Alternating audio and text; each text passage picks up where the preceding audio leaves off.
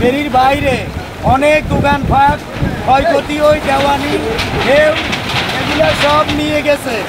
এখন আমরা কোনো ঘর দরজা কোনো নিতে পারি না, মানুষ কোনো বাঁচতে পারে না।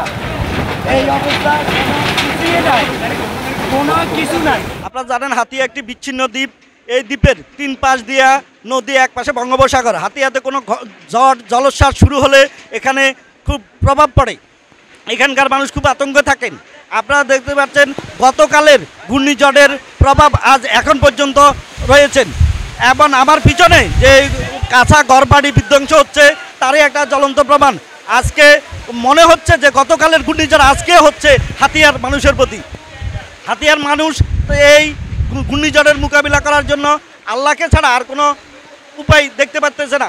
চরঞ্চলে, প্রত্যেকটা চরঞ্চলে হাজার হাজার মানুষ বহু কষ্টে দিনপাতি পার করতেছে। আপনারা জানেন হাতিয়ার যে উপদ্বীপগুনা রয়েছেন, সেই উপদ্বীপগুনার বাইরে চরগাছিয়া, মৌলভীচর, ডালচর, সর আতাউর, সর মোহাম্মদ আলীতে প্রায় লক্ষাধিক মানুষ রয়েছেন। তাদের জীবন এখন সম্পূর্ণ হুমকির মুখে। যদি রাত্রে এভাবে অস্বাভাবিক জোয়ার থাকে তাহলে হাতিয়ার বড় ধরনের প্রাণহানির আশঙ্কা রয়েছেন।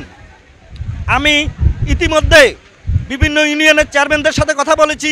সোনাদিয়ার মাছছড়া এলাকাদি কিছু অংশের বেড়িবাঁধ ভেঙে সেই এলাকাতে একই পরিস্থিতি বিরাজমান রয়েছেন।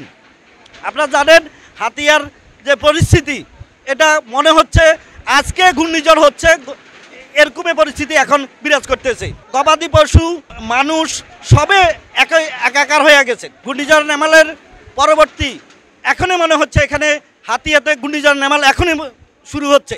যে পরিস্থিতি, অস্বাভাবিক জোয়ার গতকালের চেয়ে আজকে প্রায় 5-7 ফুট উচ্চতা বেশি।